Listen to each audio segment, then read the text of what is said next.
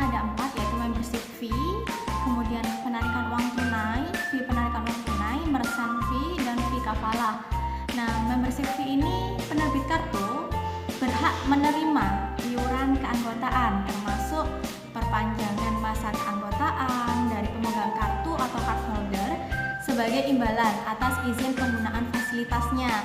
Kemudian merchant fee, yaitu penerbit kartu boleh menerima fee yang diambil dari harga objek transaksinya atau pelayanan sebagai upah atau ujroh atas perantara pemasaran dan penagihan.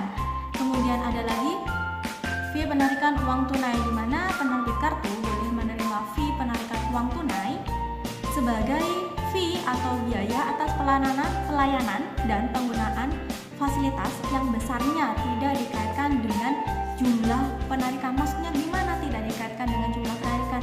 Misalnya ketika kalian belanja kemudian membayar dengan kartu kredit syariah, itu 5 juta misalnya habisnya. Nah, itu fee-nya untuk fee penarikannya tidak tergantung besarnya belanja. Jadi sudah ditentukan di awal, misalnya fee penarikan uang tunai sebesar 15.000 sekali tarik tunai gitu. Jadi langsung ditentukan. Kemudian ada lagi fee kafalah, yakni penerbit kartu boleh menerima fee dari pemegang kartu atas pemberian kafalah atau jaminan. Nah, lalu apa sih bedanya kartu kredit syariah dengan kartu kredit konvensional? Secara fungsi sama, yakni sama-sama memudahkan transaksi non tunai. Dari segi penerbit kartu jelas berbeda. Kalau kartu syariah card ini yang jelas penerbitnya adalah bank syariah atau lembaga keuangan syariahnya. Tapi kalau konvensional ya bank konvensional itu sendiri. Dari segi akad ini berbeda, yakni kalau di syariah tidak diberlakukan sistem bunga, tetapi sesuai dengan konsep syariah itu sendiri. Tapi kalau di konvensional adanya bunga dalam setiap transaksinya. Kemudian dalam perhitungan angsuran kreditnya, kalau yang di akad syariah itu menggunakan monthly fee, kalau di konvensional itu ada pokok utang dan bunga. Kemudian dari segi penetapan denda, kalau di syariah adanya takwid yang sudah diperhitungkan di awal kerjasama akadnya. Di awal akadnya sudah ditentukan kalau misalnya terlambat pembayaran, dendanya sekian rupiah. Kemudian kalau di konvensional terkait denda ini dihitung tergantung lama terlambatnya. Misalnya disepakati pembayaran kreditnya itu, kartu kreditnya per tanggal 15, si nasabah bayar tanggal 20, maka itu kan telat 5 hari, dikalikan terlambatnya misalnya per hari 15.000, kita kalikan 5. Kalau di syariah tidak ya, jadi langsung ditentukan kalau misalnya terlambat sekian rupiah pembayaran dendanya. Kemudian terkait promo dan potongan harga.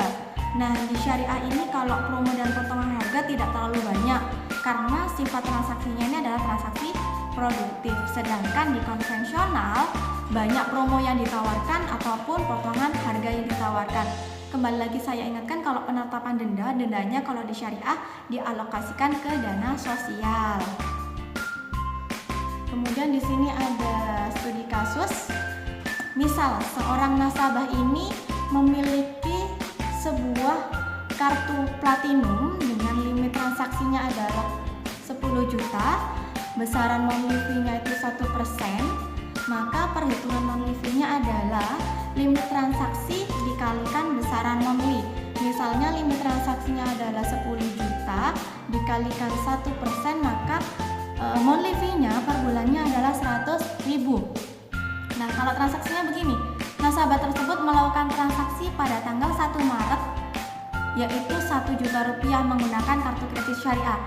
Tagihannya jatuh pada tanggal 5 Maret 2020. Jatuh tempo pada tanggal 5 April 2020, namun nasabah yang bersangkutan melakukan pemesanan itu dibayar 600.000 dulu. Nah, dilunasi sisa, sehingga kalau dibayar 600 sisa utangnya kan jadi 400.000. Net monthly fee-nya berapa? Jadi net monthly fee-nya itu adalah sisa utangnya yaitu 400.000 dikalikan monthly fee-nya dibagi limit transaksi. Jadi net monthly fee-nya ketemu 4.000 rupiah. Nah, kemudian bunga dalam syariah card. Karena akadnya tadi jelas ya, di sini ada jelas karena syariah, maka tidak ada bunga. Kita menggunakan ujroh, ada kafalah, ijaroh, qard, dan syok akad yang di dalamnya. Kafalah yaitu bank syariah selaku penerbit kartu, maka bank syariah juga sebagai bank penjamin akan memperoleh ujroh atau fee dari si nasabah melalui jasa yang diberikan. Qard atau pinjaman, akad ini layaknya fitur pinjaman yang lain, jadi mengambil sejumlah uang tunai melalui kartu kredit syariah. Jadi ketika nasabah membalikan sejumlah uang yang dipinjamkan oleh bank tanpa tambahan apapun. Ijaroh, member fee, jadi adanya member fee ya, tidak ada bunga, adanya member fee.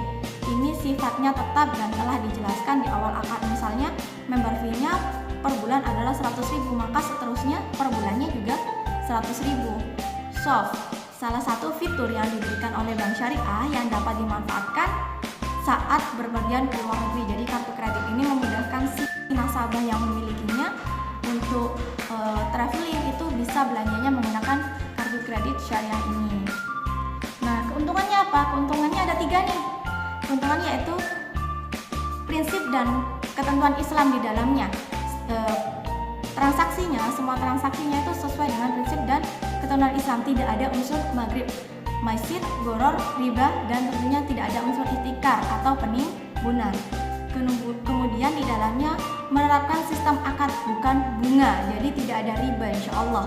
Kemudian sistem amal melalui denda, jadi denda atau takwid yang dikenakan kepada nasabah ini nanti disalurkan kepada lembaga sosial. Demikian untuk part ini. Kemudian untuk part penjurala silakan simak video berikutnya. Terima kasih. Wassalamualaikum warahmatullahi wabarakatuh.